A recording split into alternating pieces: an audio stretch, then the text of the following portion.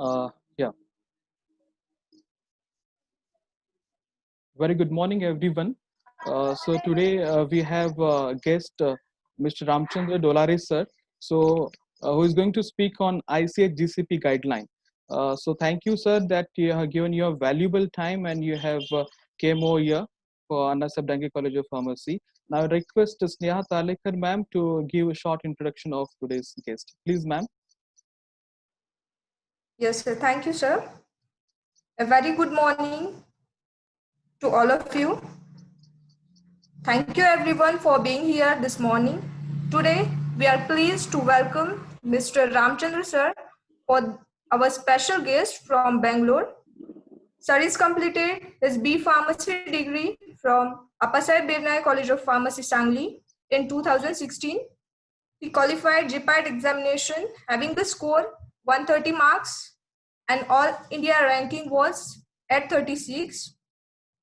He appeared for NIPER GE. Sir has completed his post-graduation in MPharm Pharmacology from the same college in 2018. Please, sir, next.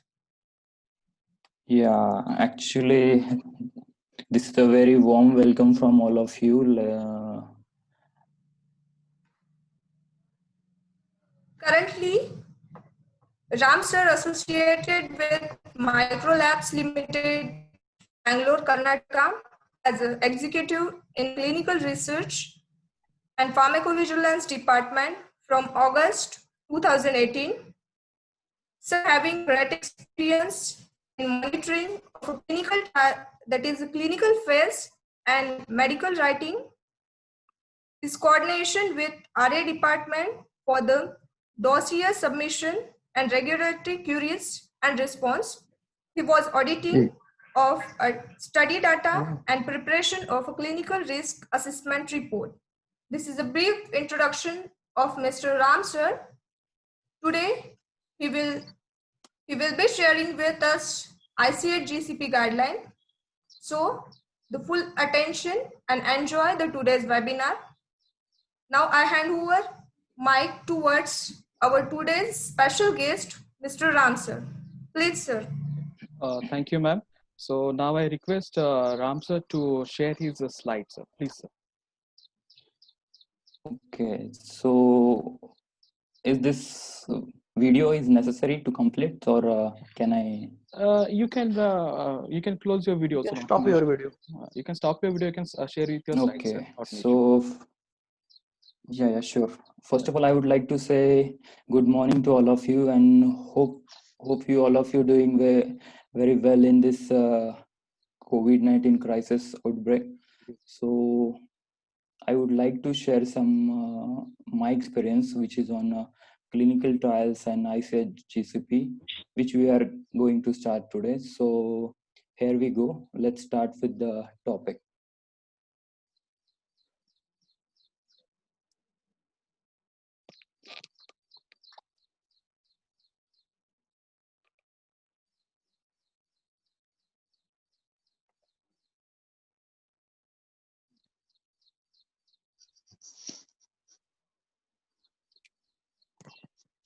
Is this everyone can seeable, right? PPTs? No, it's not yet visible, sir. Not yet, Ramchandra. Please share the screen. Okay.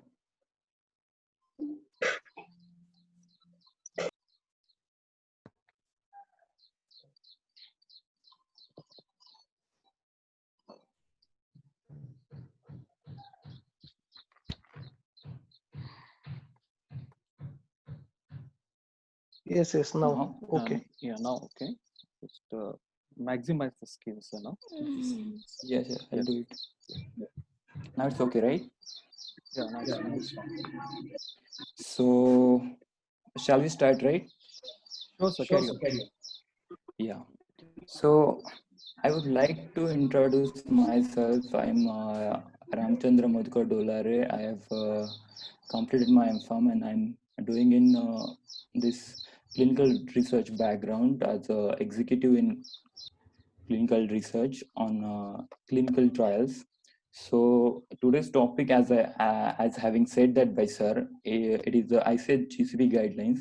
So it is a mainly focuses on our standards which internationally accepted, ethically and scientifically proven, and the quality standards which are already set for the clinical trials, which are we are going to discuss. So in that, GCP is an international ethical and scientific quality standards for designing, conducting, and recording and reporting of the trials that involve the participation of the human subjects. Means whichever the human subjects came into the action, that time this ICH GCP needs to be follow, needs to be recommend, needs to be implement. So in that case, the compliance with the standard provides public assurance that the right, safety, and well-being of the trial subjects are protected. It like the rights of the subjects is the main prime important aspect of this ICH GCP. What we can say that guideline. Then the main objective of this ICH GCP, we would like to say is to provide the unified standard for the European countries like and Japan and USA to facilitate the mutual acceptance of the clinical data. Means it should be a mutually accepted and that the data should be unified and it should be widely accepted with a unified we can say the data standards. So these are the minimal information about the ICH GCP guideline. So we will go for the next slide. So what is the definition of the ICH GCP in that GCP means is an international ethical and scientific quality standard for designing, conducting, recording, and reporting of trials that involve the participation of human subjects. Means whenever the human subjects we are going to introduce into the clinical trials, that time this GCP should implement with these all principles. So next point is all about compliance with this standard provides public assurance that the rights, safety, and well-being of trial subjects means rights of that subjects, safety of that subjects, and well-being of trial subjects are protected, and that needs to be protected from since the beginning to the end of the clinical trials, consistent with the principles that have their origin in the Declaration of Helsinki. When comes into the Declaration of Helsinki, we have to uh, learn or we have to see about our past outbreaks which we have seen in Declaration of Helsinki and how the ethics and how the rules were broken in this clinical trials. Hello, I think someone's mic is on.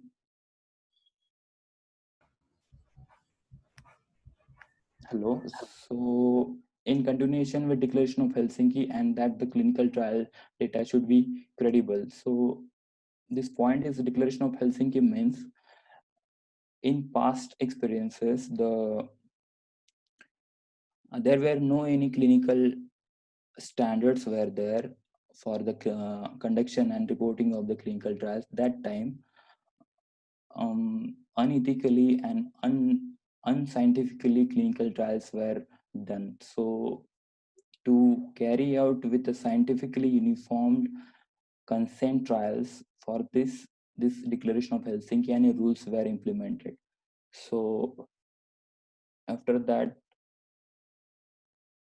we will move to the next slide with the next point, which is the guideline was developed with consideration of the current good clinical practices of the EU, Japan, and the United States, as well as those of Australia, Canada, and Nordic countries. Nordic countries comes under like Sweden, Norway, Denmark, Iceland, Finland, etc. And WHO. This is guideline which is all collaborated in accordance with this all countries like European countries, United States, Australia, Japan, and Nordic countries. So it is mutually accepted by all these countries, and it is widely accepted by all of the and rest of the countries in the world. So next point is all about the objective of this ICH GCP guideline is to provide a unified standard for the European Union, Japan, and the United States to facilitate a mutual acceptance on clinical data by the regulatory authorities in these jurisdictions. So again, having said that about Declaration of Helsinki, in June 1964, at a meeting in Helsinki, Finland, the World Medical Association adopted the Declaration of Helsinki, which outlines a statement of ethical principles to provide guidance to physicians. See, this is mainly guidance to the physicians and other participants in the medical research, involving human subjects.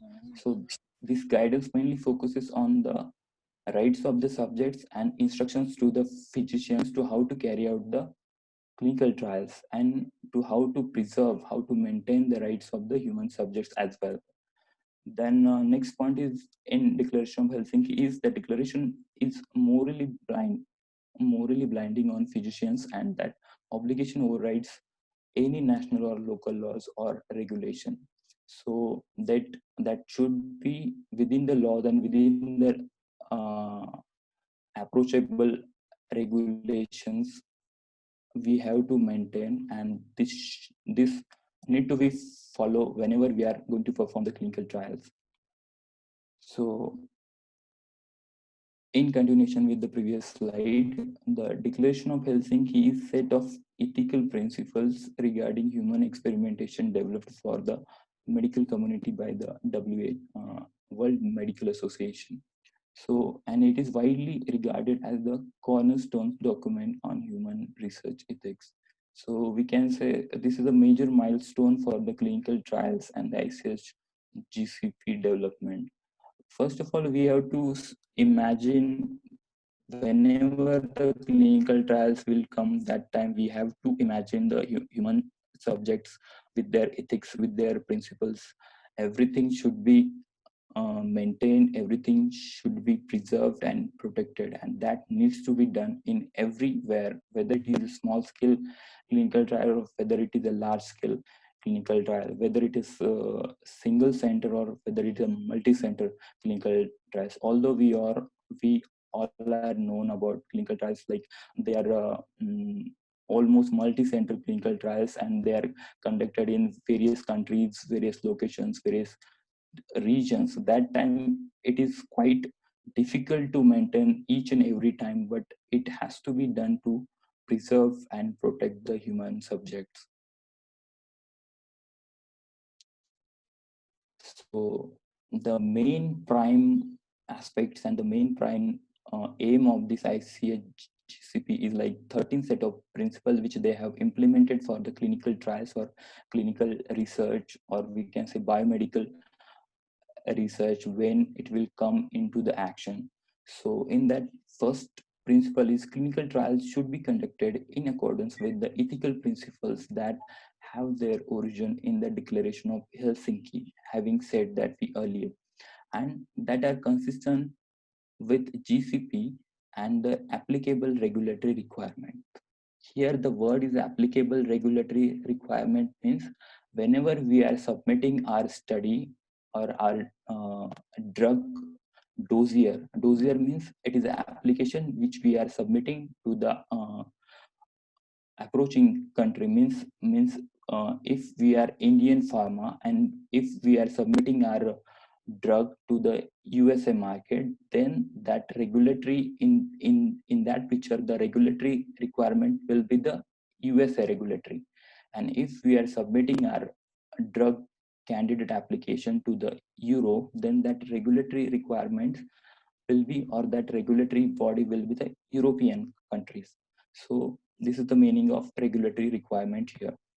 So second ICH GCP principle is before a trial is initiated, foreseeable risks and inconveniences should be weighed against the anticipated benefit for the individual trial subjects and society.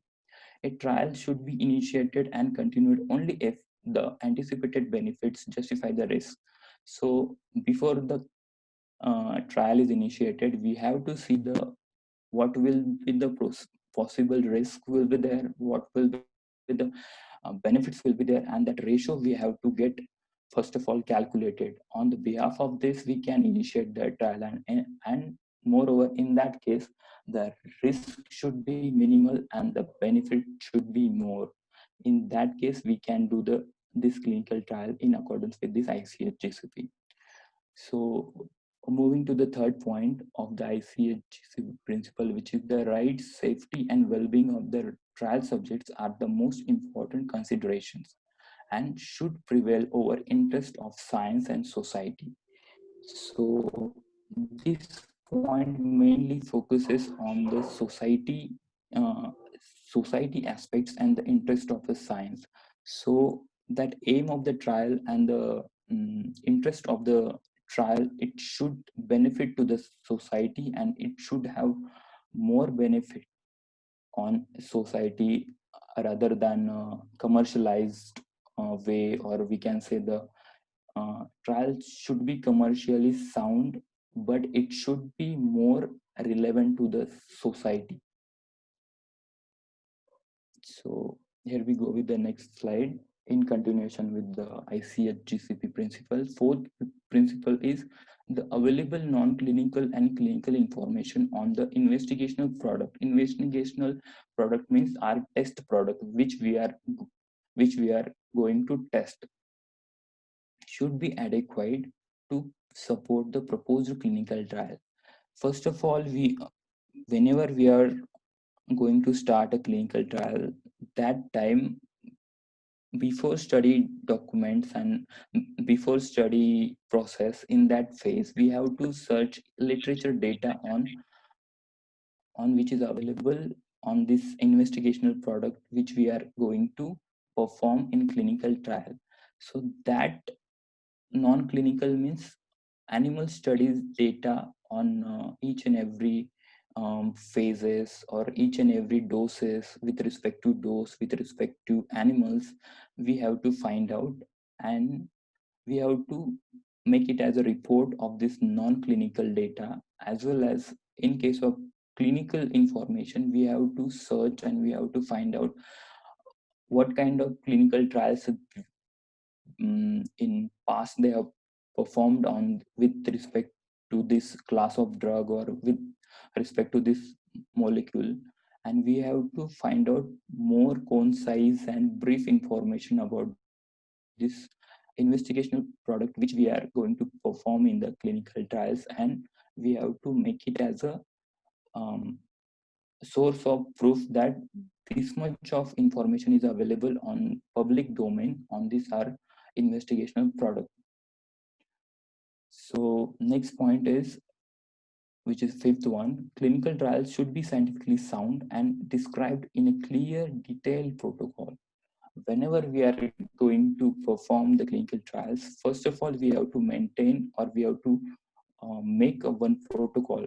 Every time, whenever we perform any experiment, any process, we need one process. We need one scientific or what we can the corrective procedure for any trial, any action. So for this purpose, we have to make one protocol which is entitled with all the activities, all the points which they have covered in the protocol for the conduction of the clinical trial before initiation of the clinical trial. And that protocol should be approved by the IEC, like Institutional Review Board, and the regulatory bodies like DCGI in India.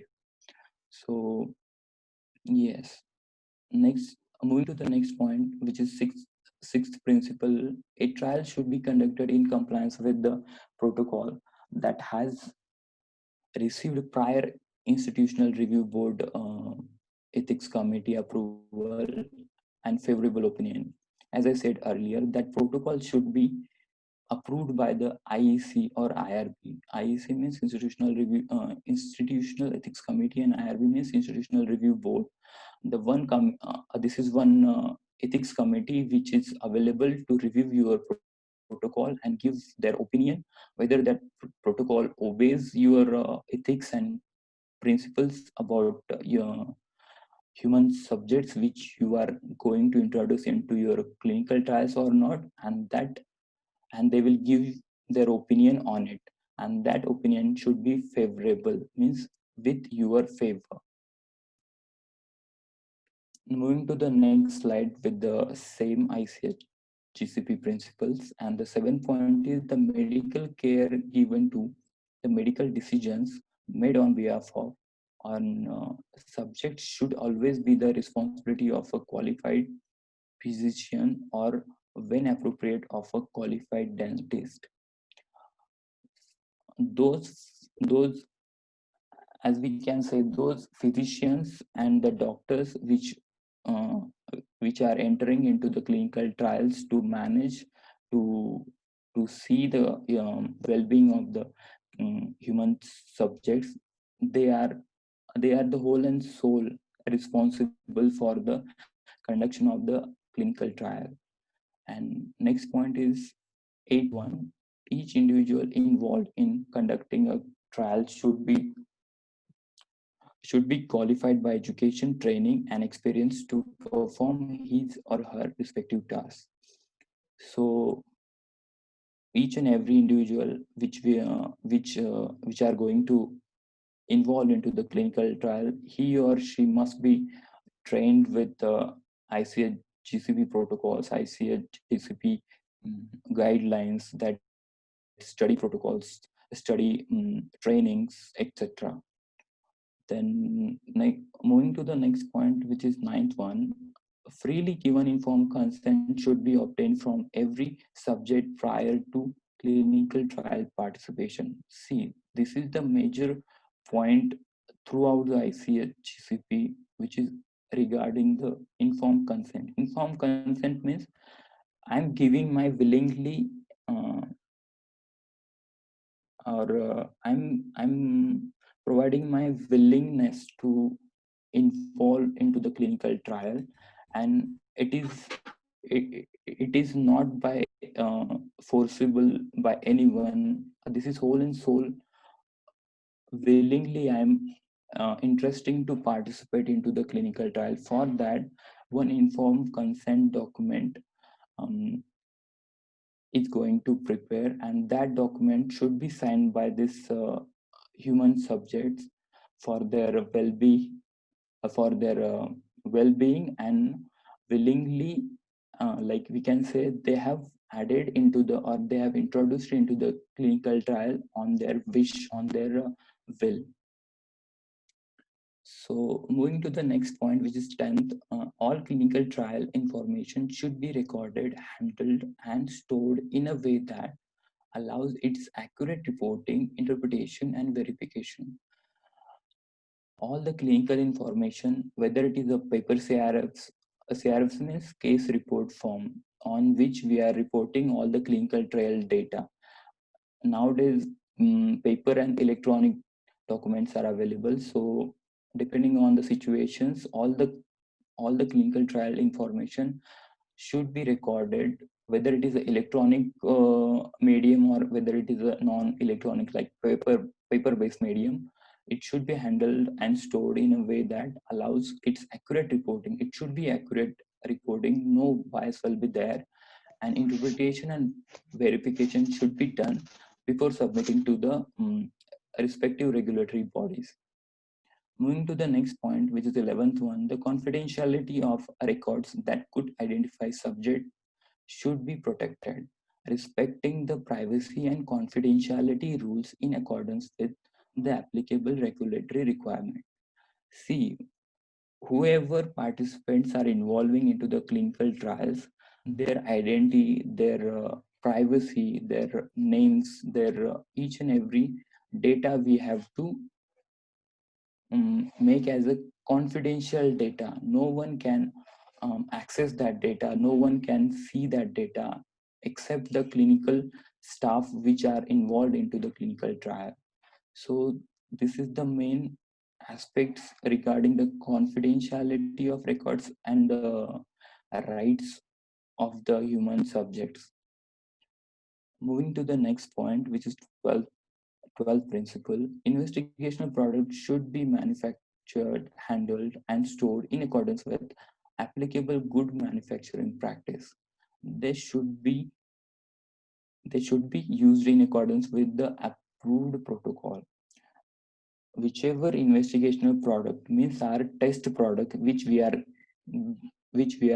going to perform, or which we are going to administer into the human subjects, that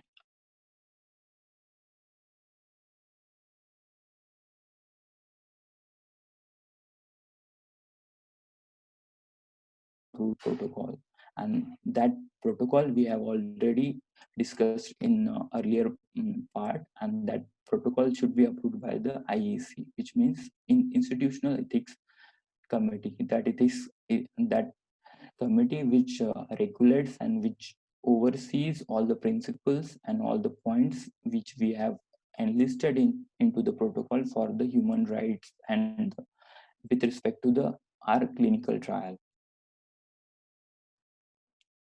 Moving to the next, same with the ICH GCP principle, and the last principle of the ICH GCP is systems with procedures that assure the quality of every aspect of the trial should be implemented. Whenever the what we can say the whenever the procedures and like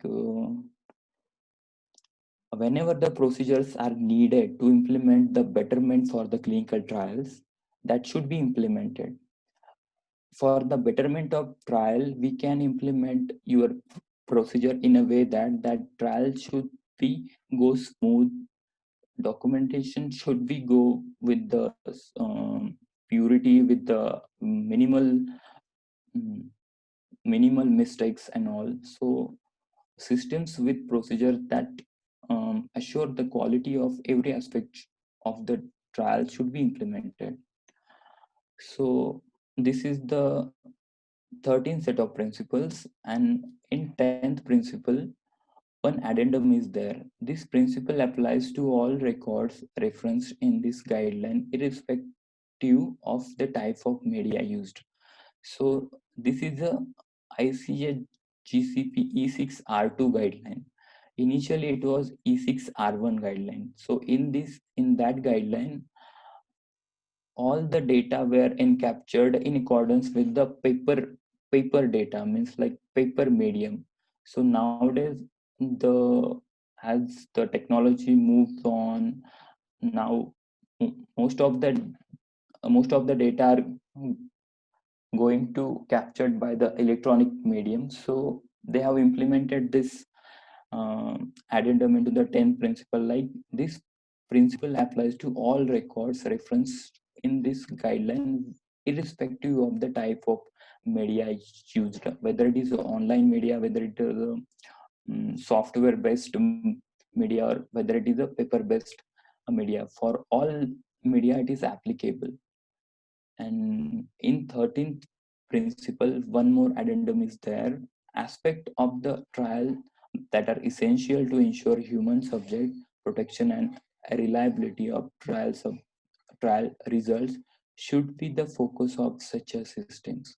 So the protection of the subjects and the reliability of the trial results should be should be the focus for such a systems to get more accurate outcomes from the systems, and that systems should well equipped, well calibrated to gives you more accurate and more pronounced results. In that way, they have amended this or added this 13th principle with the aspects of the trial that are essential to ensure human subject protection and reliability of trial results should be the focus of such a systems.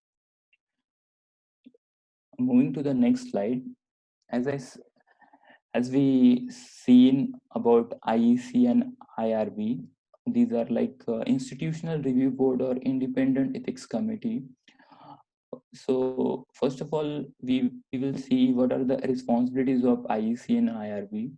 It is to first main responsibility of this IEC and IRB is to safeguard the rights, safety, and well-being of all trial subjects. Special attention to trial that include vulnerable subjects. Vulnerable subjects, it includes sometimes in trials students, non-employment persons, mm, like like these kind of special attention we have to give against them, because they are involving into the trial for the only purpose for the money, to get the money from the clinical trials. See, we have to learn this phase, like whichever person involves into the clinical trial or clinical phase, they will get their expenses after the completion of the trial. So nowadays people will think like, I will enter into the trial and I will get whatever the expenses they will give and I will exclude the trial. Sometimes that subjects are not completing this clinical trial, they will exit from the in the middle of the trial. That time we cannot get the our aimed outcomes or our primary or secondary outcomes. So in that case we have to first of all see whether that subjects are vulnerable or not. Vulnerable subjects includes those who are illiterate person, those who are students, those who are unemployment person, they only, or those who are addicted with the drugs and all. These these population we don't have to add into the clinical trials. we have to we have to take precaution of it. Then next responsibility is conduct continuing conduct continuing review of each ongoing trial at intervals appropriate to the degree of risk to human subjects, but at least once a year. So this in IEC and IRB, simultaneously in 1 year, they will oversee, they will observe your clinical trial process, your documentation, and every facilities by once in a year to get your more outcomes, how you are performing your clinical trials, how you are maintaining your ethics, how you are maintaining patients, how you are maintaining your data. So these things they are going to review in each and every year. And moving to the next point, which is should review, means IRB and IEC should review both the amount of method of payment to subjects to ensure that neither present problems or coercion or undue influence on the trial subject. Having said that, after completion of the trial, that subjects will payable. Sorry, that subjects are getting amount from the sponsor for the involvement of for willingly involvement of their into the trial. So that payment and the mode of payment or method of payment should be reviewed by the IEC and IRB. So how the sponsor will provide their method of payment, or how they are going to pay to this trial subjects, and this should be very clear and very, what we can say, the without um, without partial way they have to follow this. Moving to the next slide, composition, function, and operations of the IEC. At least 5 members are included into the IEC. At least one member from non-scientific area, and one member who is independent of institutional trial site. That person don't have any favor, don't have any rights into that institutes, means that trial institute should be there into the composition of the IEC. IRB IEC should function according to written operating procedures. Everything should be done by the written operating procedures. Investigators should not participate in any deliberations of the IRB IEC or in the vote opinion of the IRB IEC, but may provide information on any aspect of the trial. Investigate like Investigators should not interfere with the IEC IRB opinions in every phase of the meetings. See, IEC and IRB, they are conducting their meetings to implement, to pass your protocol, to discuss on your protocol. At that time, investigator don't have any rights, and don't be active into these meetings to get easy approval for the protocol. This should not be happen while this protocol whenever you are going to sending to the IEC or IRB. Moving to the further, what are the procedures of the IEC and IRB? The IRB IEC should establish document in writing and follow its procedures, which includes determining its composition and the authority under which it is established. Second one is scheduling, notifying its member of, and conducting its meeting. Means first of all, they will composite their own staff, like 5 to 6 member staff, and they will schedule their meeting, notify to everyone, sponsor and all the composition persons for the meeting on the protocol.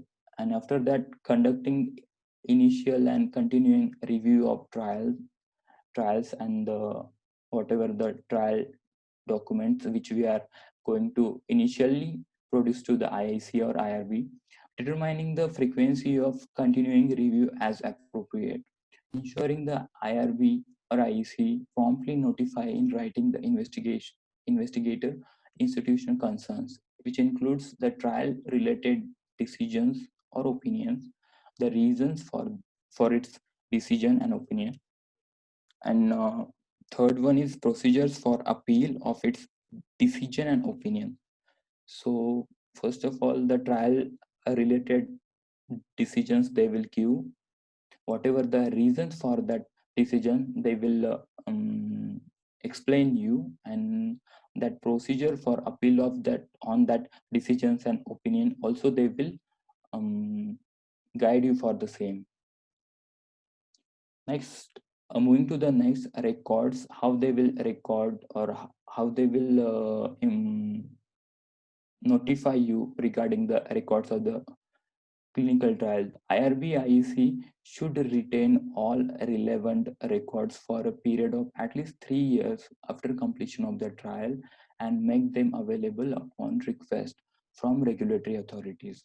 So IRB and IEC, they should have to maintain at least all the clinical trial data for at least 3 years, because whenever the regulatory body submitted regulatory body will ask you to produce your documentation at the time of inspection, that time that IRB and IEC able to produce their documentation regarding the respective trial. Next one, the main importance and the center of attraction is investigator. Investigator, a person responsible for the conduct of the clinical trial at a trial site. If a trial is conducted by a team of individuals at a trial site, the investigator is the responsible leader of the team and may be called as the principal investigator. Means that person is whole and sole responsible for the clinical trial. He is the only key person who can conduct the clinical trial in a proposed manner way, in a approved protocol, and in well similar way and scientifically justifiable outcomes. Also, he has to be getted from that clinical trial. Second point is sub-investigator. This is helpful for the investigator. This is second part of the investigator. Sub-investigator, any individual member of the clinical trial team designated and supervised by the investigator at a trial site to perform critical trial related procedures and or to make important trial related decisions, example associates, residents, research fellows. See, whenever trials are conducting, at the time the trial is multi-center, and the principal investigator should be the one, or maybe sometimes these are more than one. But when we consider this multi-center trial, at that time each and every place, they won't have we can say rights, or they don't have they are binded with their own rights. So if the trial is happening into the um, other side, he has to, means that investigator has to allot one sub investigator, that he could or he may access all the responsibilities on behalf of the investigator and implement the clinical trial in a smooth way. This is the main what we can say the role of a sub investigator. Moving to the next, investigation investigators qualification and agreements. The investigators should be qualified by education, training, and experience to assume responsibility for the proper conduct of the trial, should meet all the qualifications specified by the applicable regulatory requirements, and should provide evidence of such qualifications through up-to-date CV and or other relevant documentation requested by the sponsor, the IRB and IEC and the regulatory authorities. So first of all, that investigator should be well enough with his or her qualification to implement the clinical trial, as well as with experience, as well as with the proper background with what kind of need is approachable by regulatory bodies and all. So this kind of background, whole and soul, should be um, able, uh, or we can say that investigator is able with these three main aspects, with like qualification, training, and experience with respect to the clinical trial. Then and then only he can perform and he can enter into that respective clinical trial. So moving to the next point is, should investigator should be aware of IP means investigational product. Investigational product means the test product which we are going to introduce into the subjects means human subjects. Protocol means which we have initially prepared for with respect to the trial which we are going to implement and comply with GCP and regulatory requirement. Having said that, regulatory requirements means like Europe, USA, Australia, Canada, they have their own regulatory requirements. Means they want clinical trial should be performed with certain requirements. So moving to the next point, adequate resources. So should have a sufficient time to properly conduct and complete the trial within the agreed trial period, so that investigators have the sufficient time to properly conduct and implement the trial within the agreed protocol or an agreed trial period as well. Moving to the next point, should maintain a list of appropriately qualified person to whom the investigator has delegated significant trial related duties. Before the conduction of the clinical trial, uh, uh, there is a one document which we are called as a duty delegation document. In that duty delegation document, we are allotting their task to each and every person to do their own work on behalf of the investigator. In that way, that investigator should maintain a list of appropriately qualified person to whom the investigator has delegated significant trial related duty.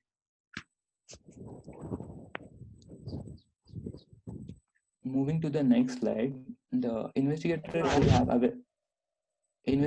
should have available an adequate number of qualified staff and adequate facilities foreseen duration of the trial to conduct the trial. And next one is that the investigator should ensure that all persons assisting with the trial are adequately informed about about the protocol, investigational product, and their trial related duties. So before the conduction of the trial, investigator should introduce in all the trial related activities, all the investigational product information, or the protocol related trainings, and the protocol related notes. He has to be in he has to be introduced with all the staffs which are going to enter into the clinical trial to perform their own duties. Moving to the next, addendum is there in E6R to this guideline in the investigator's role and responsibilities. The investigator is responsible for supervising any individual or party to whom the investigator delegates trial related duties and functions conducted at the trial sites. He is responsible for supervising the any individual party or any um, whoever performing the task into the clinical trials, like clinical research associate, research nurse, then research staff. He will uh, supervise all of them, and he will see whether the trial is conducting in a smooth way in a mentioned procedures or not.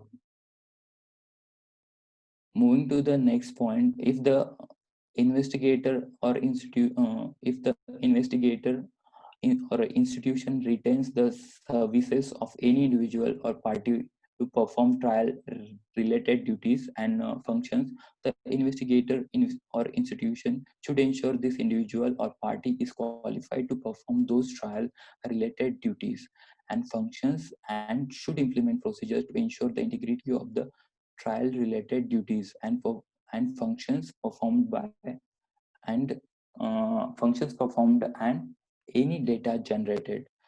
So if the investigator or the institution retains any services on behalf of the sponsor and all, so he will play he means investigator will play major role in this kind of situations, and he has to perform with the party with a qualified party person and get a good outcomes from the trial.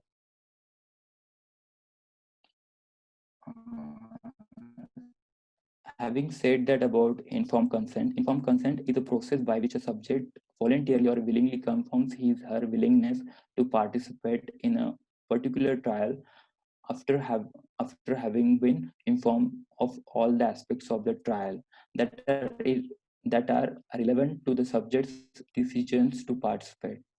It's documented by means of a written, signed, and dated informed consent form.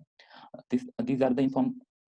Uh, this is all about the informed consent, which includes the process in which the human subjects are willingly interested to enter into the clinical trial, and he or she is able to read all the informed consent. It is a one document which prepared before the starting of the clinical trial, and that document only what we can say only related to the rights and safety of the human subjects. And here and after the showing interest into the clinical trial, he or she must be need to learn about this informed consent and get a sign of it. Moving to the next, prior to the trial, the investigator should have the written approval of IRB-IEC of the written informed consent form or any other written information to be provided to the subjects. So for the IRB and IEC also,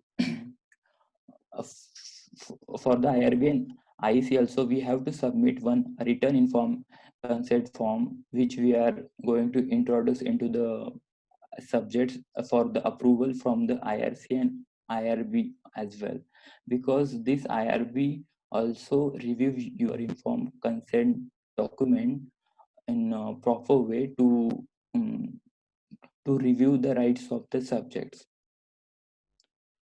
Moving to the next, the language used in the informed consent, which is or we can say the language used into the in the oral and written information about the trial, including the written informed consent form, should be a non-technical. Means that language should be simple and easy to understand, as practical, and should be understandable to the subject or the subject's legally acceptable representative, which is called as LAR. Sometimes it is that subject is not able to read the document. That time one legally acceptable representative can read that document, and he can explain to that subject with their regional languages to understand the informed consent document. And impartial witness, sometimes that sometimes that subject is not able to write, not able to listen, I mean not able to read as well. So in that way, or in case of when he is illiterate, and as well as when the subject is after the trial, he's not able to do any task.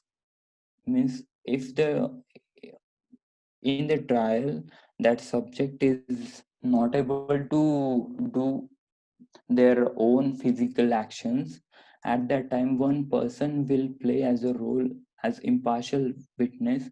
That impartial witness will do every task on behalf of this subject, and with respect to his or her ethics and principles and the privacy. Moving to the next point, uh, informed consent should provide the subject or the subject's legally acceptable representative ample time and opportunity to inquire about details of the trial and to decide whether or not to participate into the trial.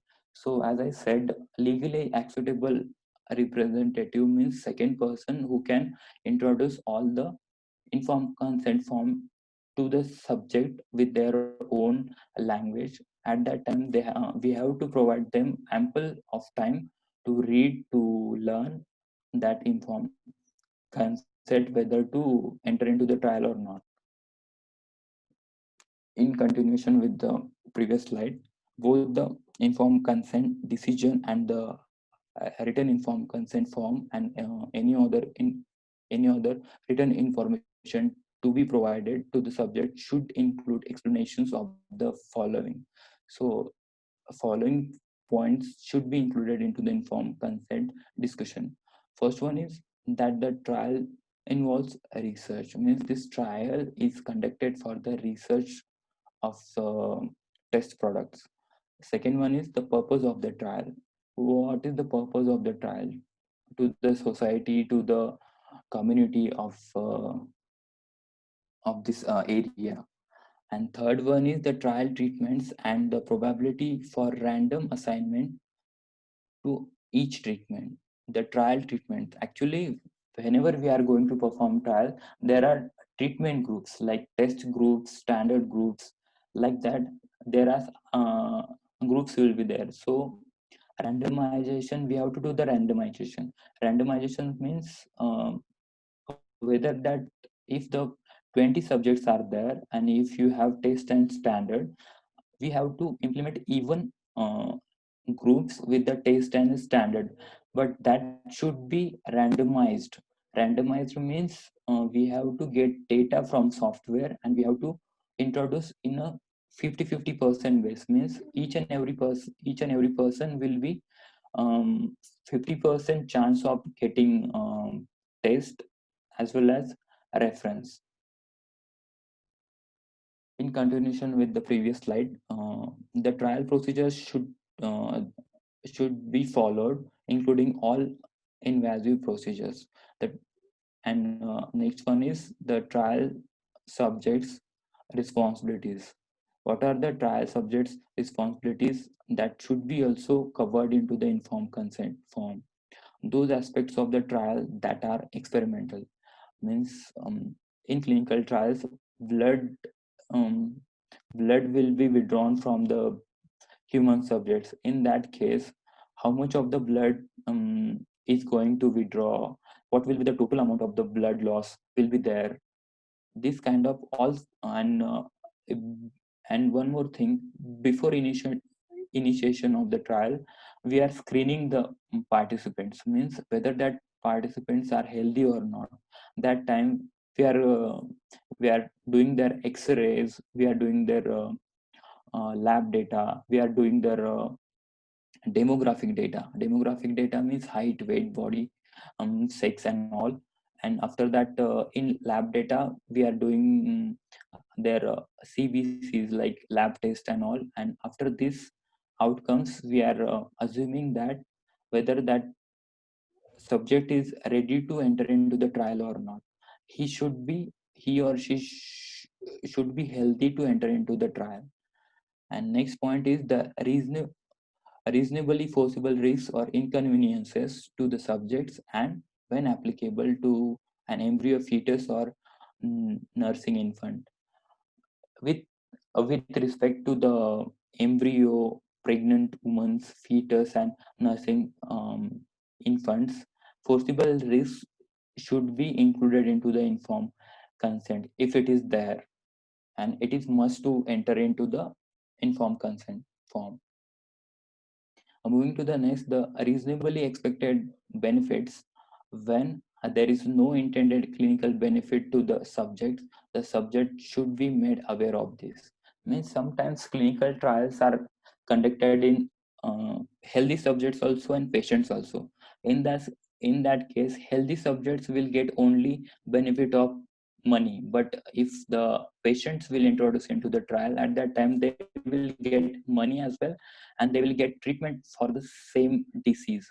Means whenever we are adding patients into the trial, we are targeting the same patients with the same disease conditions. Means if I am doing the trial with the, what we can say, the anti-HIV drug, at that time I will add AIDS patients, which is HIV positive patients into the trial. So in that phase, they will get benefit of that trial treatment also, and expenses also after completion of the trial. So these benefits should also be reasonably expected and mentioned into the informed consent form. Moving to the next point, the alternative procedures or course of treatment that may be available to the subjects and their important potential benefits and risks. Sometimes alternative procedures should be, we have to implement into the informed consent form, because sometimes that treatment, that test treatment in clinical trial is not sufficient, is not we can say appropriate to the subject. Although we are testing our test product, so that sometimes it is not sufficient to the patient. That time we have to implement the second procedure. If that test product is not able to cure your disease, that time the standard treatment, it should be implemented, or it should be added into the informed consent form. Informed consent form means if that test product is not able to cure your disease, so after that we will give you the standard treatment for your mm, disease conditions. Moving to the next point, the compensation and or treatment available to the subjects in the event of trial related injury without penalty or loss of benefits to which the subjects is otherwise entitled. The compensation for the after completion of the trial with respect to the adverse events or any kind of injury, if if happened with the subjects, the compensation will be provided to the subjects, and that should be mentioned into the informed consent form. Moving to the next slide, and in continuation with the previous points, the anticipated prorated payments, if any, to the subjects for participating in the trial is also added into the informed consent form.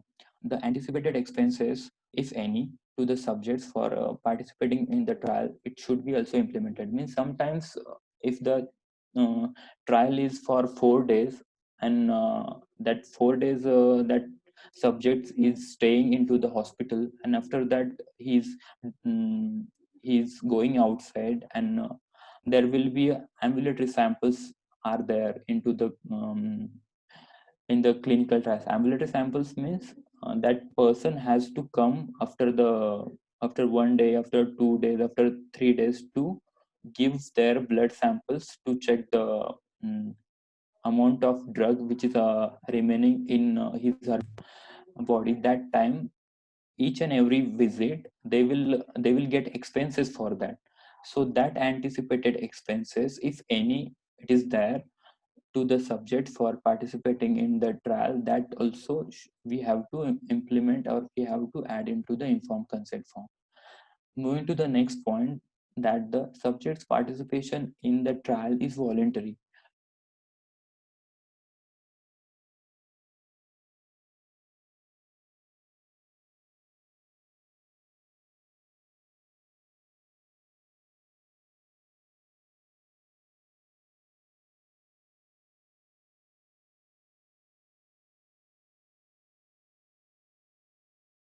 Procedures which are involved into the clinical trial, but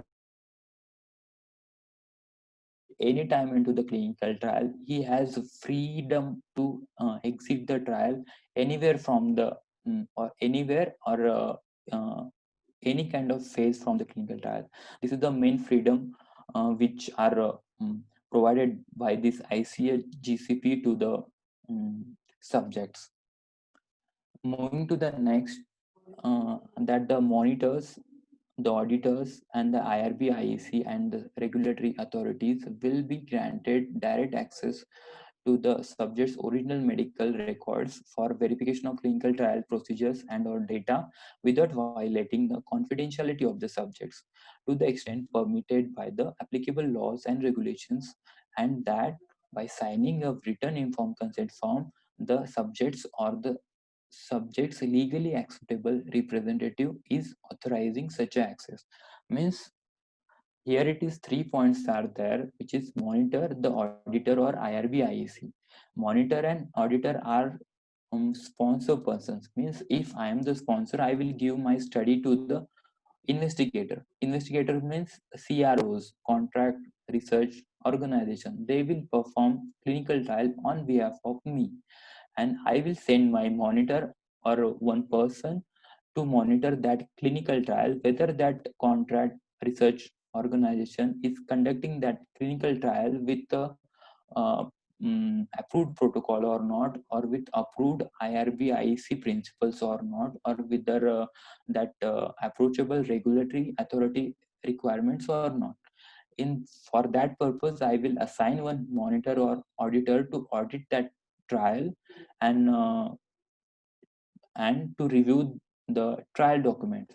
Same way, the IRB and IEC, it is a independent ethics committee. So he will he will review independently the clinical trial procedures and data without violating the confidentiality of the subjects. This is this is which is included into this point. Moving to the next, the records identifying the subject will be kept confidential and to the subject permitted by the applicable laws and or regulations will not be made publicly available. If the results of the trial are published, the subject's identity will remain confidential. Means we have to um, we have to make confidential documentation of the participation of the subjects, and also the each and every personal data of the subjects from the public domain. So there should be confidentiality of the identity of the subjects will be there, and it has to be performed with a confidential way. Moving to the next point, that the subjects or the subject's legally acceptable representative means second person who is mm, carry out all the procedures on behalf of the subjects will be informed in a timely manner if information becomes available that may be relevant to the subject's willingness to continue participation in the trial. So timely in regularly basis, um, investigator will inform to the subjects or his or her LAR, like legally acceptable representative, to the further procedures or further processes of the clinical trial. Moving to the next, the persons to conduct for further information regarding the trial and the rights of the trial subjects, and who to contact in the trial event of trial related injury. So this is all about the information regarding the trial and the trial subjects, and contact persons of investigator and the persons which are entering into the clinical trials. Each and every persons uh, means each and every trial subjects information and contact details should be there for easy to access their mm, easy to access and to get follow up of their health issues, their health after the completion of the trial and in between the trial as well. The next point is the foreseeable circumstances and or reasons under which the subject's participation in the trial may be terminated. If the possible risks are there, if the subjects are not able to perform their own tasks, and if that subject is get physically ill into the trial, at that time um, investigator has right to terminate that subject and perform his or her standard treatment for the same. Moving to the next, the expected duration of the subject's participation in the trial. Uh, it it is also mentioned into the informed consent, means what will be the exact day that person will mm, binded with this clinical trial, that should be mentioned into the clinical trials. And next point is the appropriate number of subjects involved into the trial. It is also mentioned into the informed consent, means whether it is a 40, 60, 70, 100, that appropriate number should be involved into the informed consent form. So investigator brochures, it is main this is different from the protocol.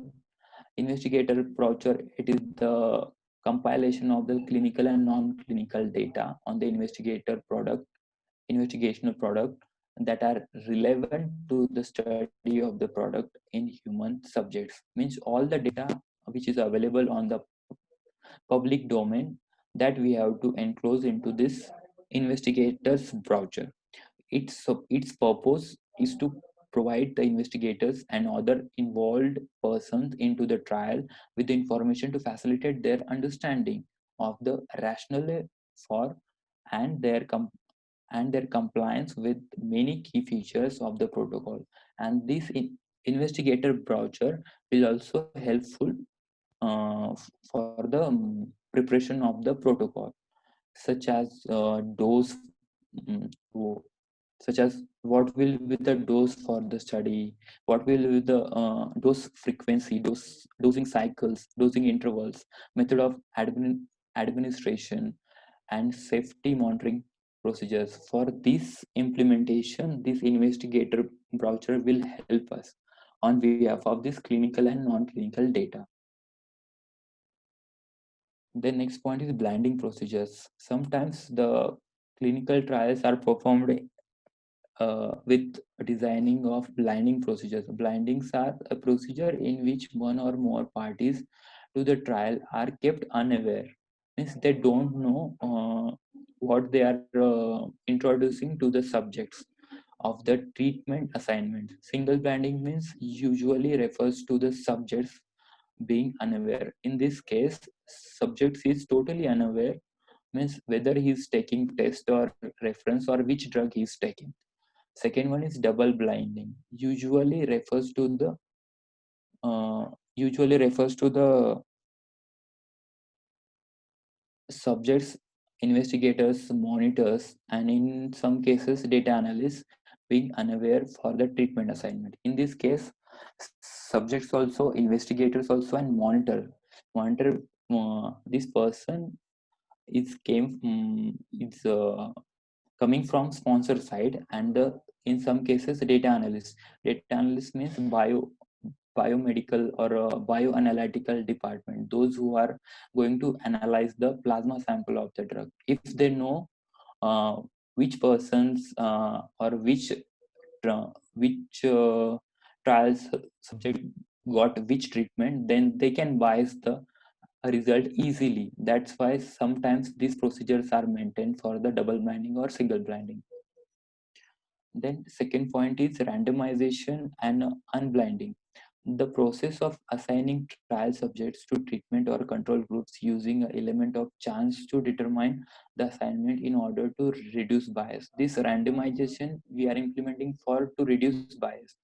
Means we have to provide a equal chance to each and every person to get either test uh, treatment or either reference treatment. Means we cannot bias them. Means if there is a five subjects are there, we cannot give as first 1 2 3 as a test product, and second 1 2 as a RLD or standard product. We have to randomize them.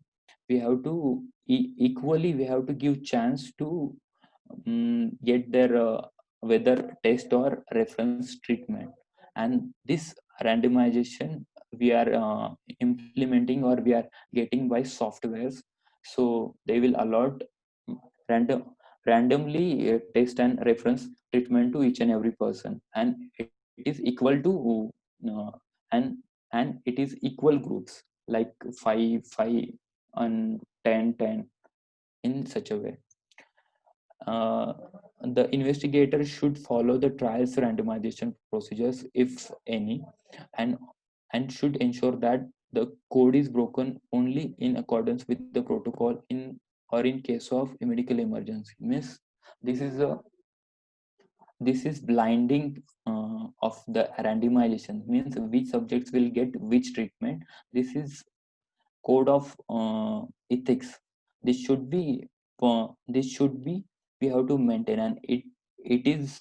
And when it needs to be broken, it is only mentioned into the protocol, and this is only happens when the medical emergencies will be there. In that conditions will be if for example, if one subject got one treatment of test and he got some medical emergency like adverse drug reaction, at that time if the blinding is there, then no one will know which treatment he got. That time we need to broke this it we need to broke this code, and we need to find out which treatment he got to um, to perform his or her next mm, necessary medical treatment. In continuation with the next, if the trial is blinded, the investigator should promptly document and explain to the sponsor any premature unblinding. For example, accidental unblinding due to a serious adverse events of the investigational products. Means if the trial is blinded, as I said earlier, and actions or event, we have to broke it with code and which subjects got which and treat the reaction.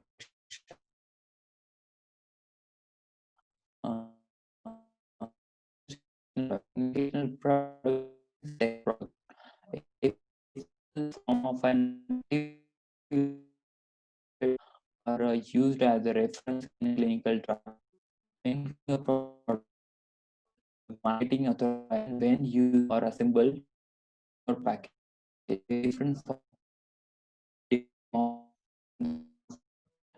or or when the independent ethics committee.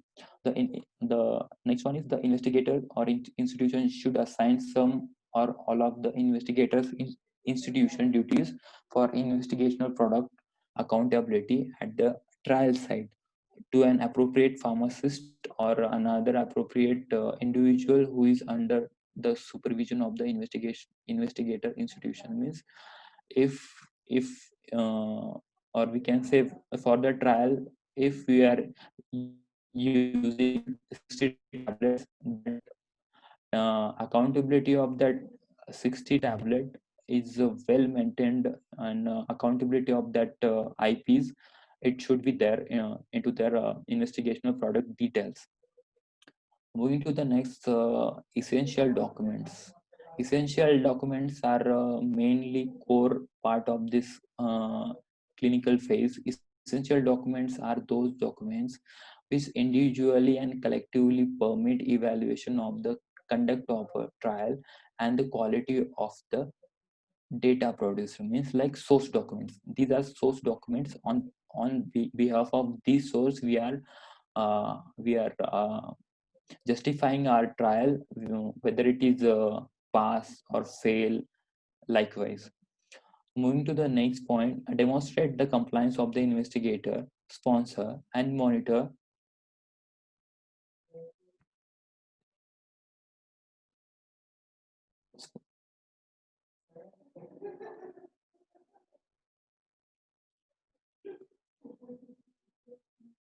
demonstrate the compliance of the investigator, sponsor, and monitor with standard of GCP and all the applicable requirement. Moving to the next, essential document should be retained until at least 2 years after the last approval of a marketing application in an ICH.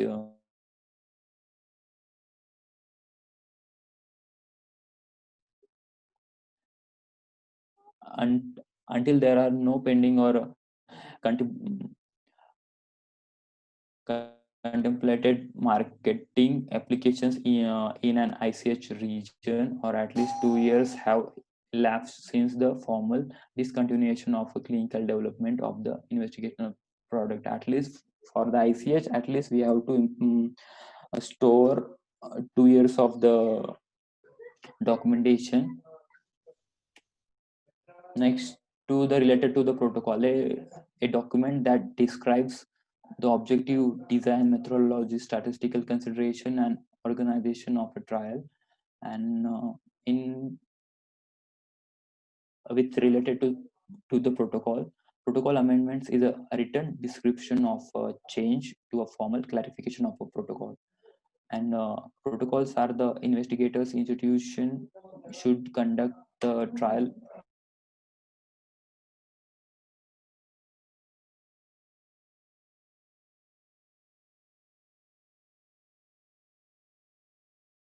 approval favorable opinion by the IRB and IEC as well.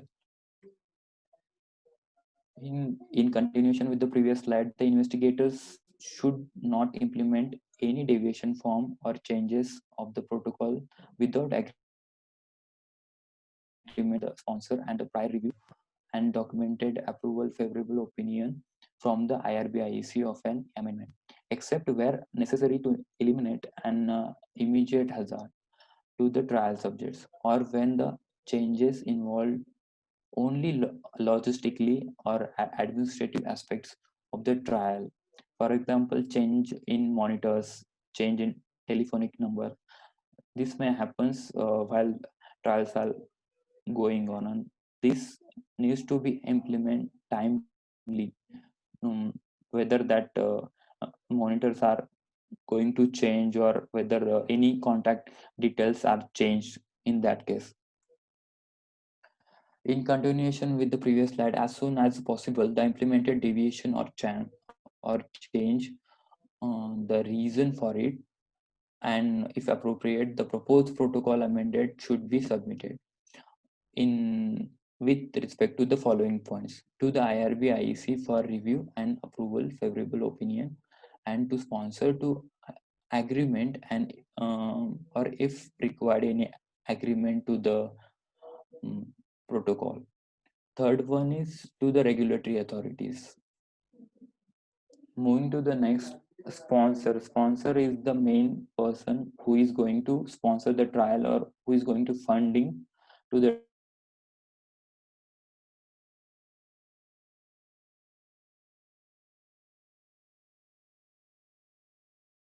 In our organization which takes responsibility for the initiation and management and or financing of the clinical trial.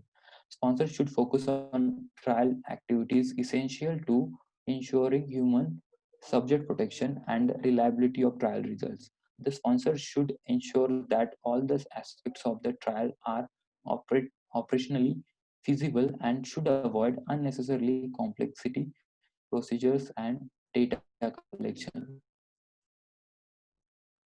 Moving to the next, monitoring. He is the person from he or she will be the person from sponsor side to monitor the clinical trial. Means to oversee the clinical trial whether they are performing in a well approved or what we can say, well approved protocol or not. The act of overseeing the process. Overseeing means of to oversee all the processes of the clinical trial, and of ensuring that it is conducted, recorded, and reported in accordance with the protocol, SOPs, and GCP, and the applicable regulatory requirements. Whether they are, whether that control, whether the investigator is performing this trial with respect to this SOPs, with respect to this protocol, with respect to this GCP or not, that will comes into the monitoring part, and that person will monitor these all things. Monitors should be appointed by the sponsor. Monitors should be appropriately trained and should have scientific and clinical knowledge needed to the monitor.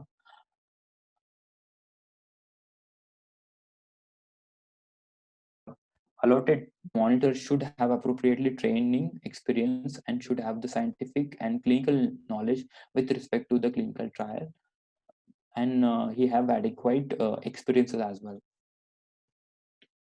So in continuation with the previous, the purposes of the trial monitoring are to verify that the trial means what the things we have to verify: the rights and well-being of the human subjects are protected or not, the reported trial data are accurate, complete, and verifiable from source documents or not, that we need to cross verify it.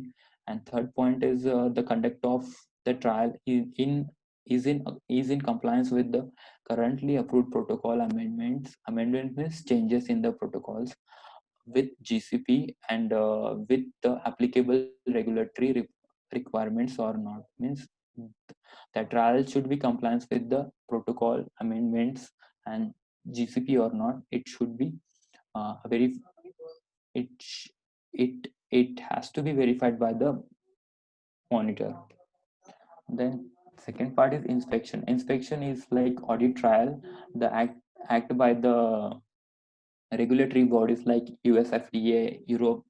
They will inspect the facility for mm, for their approvals. So the act by the regulatory authorities of the conducting an official review of documents, facilities, records, and any other sources that are deemed by the authorities to the related to the clinical trial, and that may be located at the site of the trial. Site of the trial means CROs, contract research organizations, at the sponsors and contract research organizations facilities, or the other establishment deemed which is deemed appropriate by the regulatory authorities. Next point is records and reports about the clinical trials. The The investigator institution should maintain adequate and accurate source documents and trial records that include all pertinent observations on each of the site's trial subjects. Means if it is a multi-center trial, and each and every subject's data should be captured and should be preserved for the future. Then source data. What is meant by source data? All information in original records, means first phase documentation records and certified copies of the original records of the clinical findings, observations, or other activities in a clinical trial necessarily for the reconstruction and evaluation of the trial. Source data are contained in source documents, means original records or certified copies. In continuation with the previous documents, source documents will be original documents, any kind of data, records, example hospital records, clinical and office charts, laboratory notes, memoranda, subjects diaries, evaluation checklists, pharmacy dispensing records about investigational products, recorded data about annotated instruments, means calibration of instruments, copies or transcriptions certified after verification as being accurate copies, microfiches, photographic negatives, microfilms, or magnetic media, X-rays, subject files, and records kept at the pharmacy, at the laboratories, and the medico-technical departments involved in the clinical trials. These all comes into the source document. In continuation with the previous slide, case reports form. This is the main document on this, the whole and soul data of the subjects which are going to introduce. A printed optical or electronic document designed to record all the protocol required information to the reported to the sponsor on each trial subject, and this case report form is individual for each and every subjects. The investigator should ensure the accuracy, completeness, legibility, and timeliness of the data reported on the sponsor in the CRFs and in all required reports. That investigator should ensure all the data and accuracy and completeness of the CRFs with respect to the correctness. He should perform with respect to the CRFs. In continuation with the previous slide, adverse events. Adverse event, as we all know about, any untoward medical occurrence in a patient or a clinical investigation subject administered a pharmaceutical product and which does not necessarily have a causal relationship with this treatment. And AE means adverse event can therefore be any unfavorable and unintended sign, including an abnormal or we can say including an abnormal laboratory finding, symptom, or disease temporarily associated with the use of a medicinal investigational product, whether or not related to the medicinal product. Means whether it is not related or whether it is related to the mm, treatment, it will come into the adverse event when the trial is going on. Safety reporting. All the serious adverse events, means life threatening events, that person is not able to do the primary roles of his or own physical activities, that serious adverse events should be reported immediately to the sponsor, except for the SAEs that the protocol or other documents identifies as not needing immediate reporting. So means this SAE reporting is very much important in the clinical trials. For reported deaths, the investigator should supply the sponsor and the IRB IEC with any additional requested information. For example, autopsy reports and terminal medical reports. They should be also submit with safety reporting. If the subjects got died in clinical trial at that time, autopsy reports and terminal medical reports is needed for the safety reporting. Next one is serious adverse events. The basic serious adverse event definition is any event which turns into the death or which is life threatening or requires inpatient hospitalization or prolonged existing hospitalization, result in persistent or significant disability incapacity, means he is not capable to perform his or her own physical actions, and is a congenital anomaly, means it is hazardous or dangerous to the fetus or birth defects.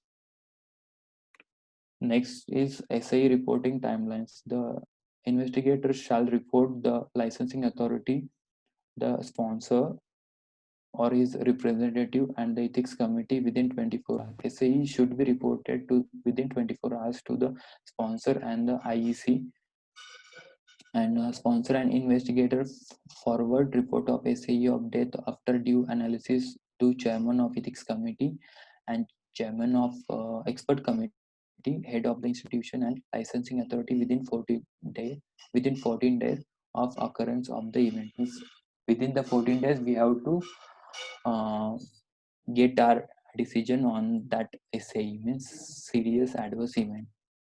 Next point is in continuation with the SAE reporting, SAE other than death, sponsor investigator forwards it after due analysis to chairman or ethics committee and head of the institution where the trial has been conducted within 14 calendar days of the occurrence of the SAEs.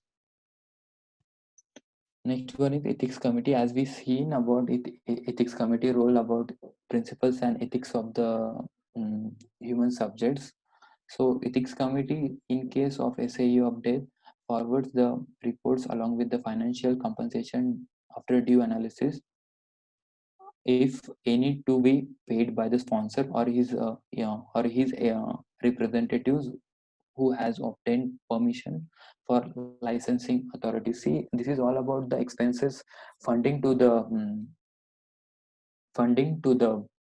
subjects, and this funding will allocate at the ethics committee from sponsor, and here this ethics committee will play as a middle role between the subjects and sponsor to get expenses from sponsor and give it to subjects in case of any SAEs happen. So next point is, in case of SAE other than death, ethics committee shall forward its reports after due analysis on financial compensation, if any, to be paid by the sponsor or his representative who has obtained permission from licensing authority to licensing authority within 30 days of occurrence of the SAEs. Means here it is 30 days for the SAE reporting and getting compensation from sponsor to the subject through ethics committee. Next one is reporting to expert committee. In case of SAE of death, licensing authority shall forward the report of the investigational sponsor to representative chairman of expert committee. And next point is, the expert committee shall give its recommendation after due analysis, means after all the analysis of the SAE to the licensing authority for the arriving at the cause within 105 days for occurrence of SAEs. Progress reports is all about the progress reports, how the trials are going on and how the SAEs or how the adverse events, if it is happened. In that case, the investigator should submit written summaries of the trial status of the to the IRB and IEC for more frequently if requested to the IRB and IEC. Should promptly provide written report to the sponsor to the IRB IEC, and where applicable the institution or any changes scientifically affecting to the trial or not, and also the financial aspects related to the trial. Going to the next is quality assurance. All those planned and systemic actions that are established to ensure the trial is performed and data are generated documented, recorded, and reported in compliance with the GCP. In compliance with the GCP.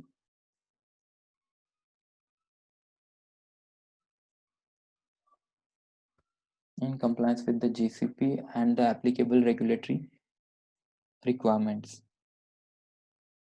So moving to the next is quality control, the operational techniques and activities undertaken within the quality assurance system to verify that the requirements or quality of the trial related activities have been fulfilled, and quality control should be applied to each stage of data handling to ensure that all data are reliable and have been processed correctly.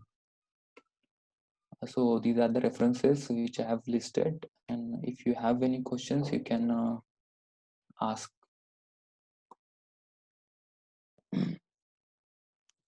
Thank you very much, sir, for your. Yeah, actually, I would say this is a quite more time I have taken from No, no, all of you. not So an issue. Not an I'm issue. extremely sorry for that.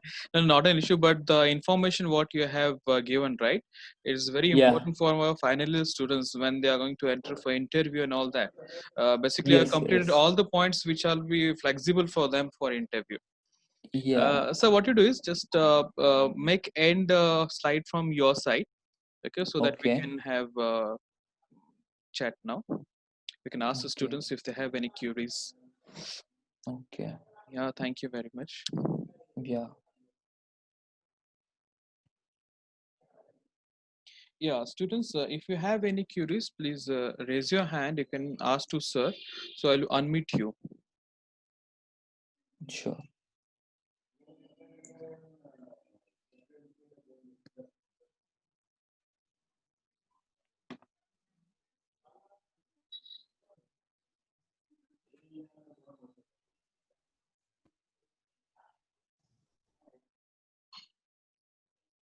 Students?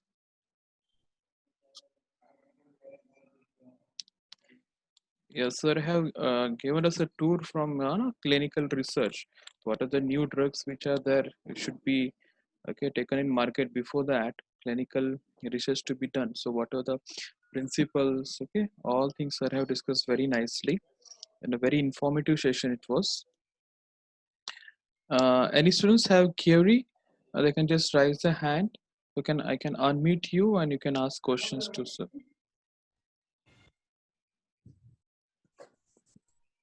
Fine, I think they don't have any queries. Okay. Yeah, so just close out your screen actually, so that you know. Sure. So, yeah, Sneha madam will just.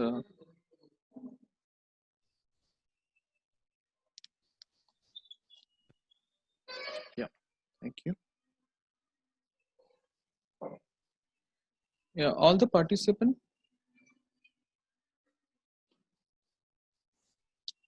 Fine. Sneha ma'am, just on your video. Yes, sir. Yeah. So all the participants just on your video we'll have one photo. Yeah, Kshitija, Purva, Pallavi. We'll have one photo. Ganesh sir. Yes. Yeah, Kshitija. All of you just what you do is like uh, on your video we can have one photo session. Ma'am, till then what you can do is you can just give a vote of thanks. Okay, sir, no problem. Yep. On the behalf of Anna Sahib Dange College of B Pharmacy, Ashtam, today I am Ms. Tareka Sneha here to give a vote of thanks. It's my privilege to propose a vote of thanks on the today's webinar. First of all, I would like to thank our today's special guest, Mr. Ramchandra sir. He spent his valuable time with us to share the ICH GCP guidelines along with ethical principles, declaration of a Helsinki rules and responsibility, as well as the composition, function, operation of the IRB. So thank you for this information. This information is helpful for, especially for the final year students, as well as I would like to express my gratitude to our management, Secretary of Sant Naneshwar Shikshan Sanstha, Advocate Dange sir, our Executive Director, for their support and motivation. I am very much thankful to our principal, Dr. R.B. Zadav sir, as well as our Vice Principal Administration, conveyor of a webinar series, as well as Vice Principal Academics and Chief Coordinator of a webinar series for time-to-time guidance. Special thanks to the staff members as well as the students for become a part of today's webinar, because without you, the session is incomplete. Thanks to all. So now I announce here our today's webinar is completed successfully. Thank you. Thank you very much. Yeah, before ending the meeting, sir, I want to just share you the e-certificate which is being provided by our college. So please, you can see this. Okay. Yeah, I want to say something about this webinar. Yeah, yes, carry on, sir.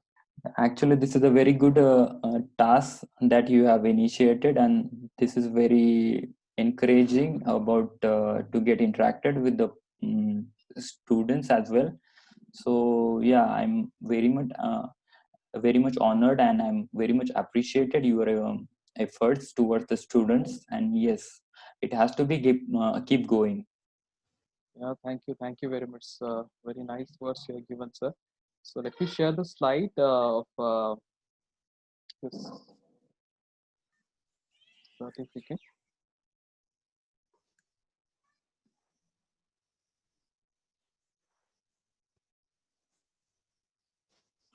So how things are going in Bangalore, sir?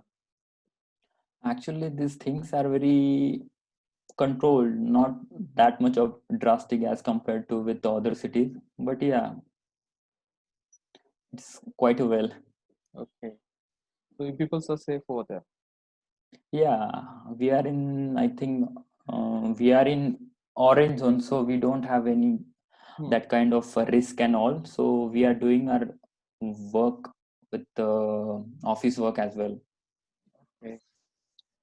So this is a certificate of appreciation from Anna Saheb Dange College of Pharmacy. So thank you very much Okay. once again on behalf of the management, okay, executive director, principal of all the chief conveyor, co-conveyor, and all the staff. I wish you a very best of luck in your future also, and Yeah, be touch with us so that your guidance from your particularly industry part or this particular pharmacovigilance, it will be helping out our students. Thank you very much, sir. sure, Thank you very much. definitely welcome. Yeah, Thank you. So yeah, I think I can end up this meeting over here. And once again, thank you sure. all the students also who have joined for this particularly ICH GCP guideline session. Thank you. Thank you. Yeah.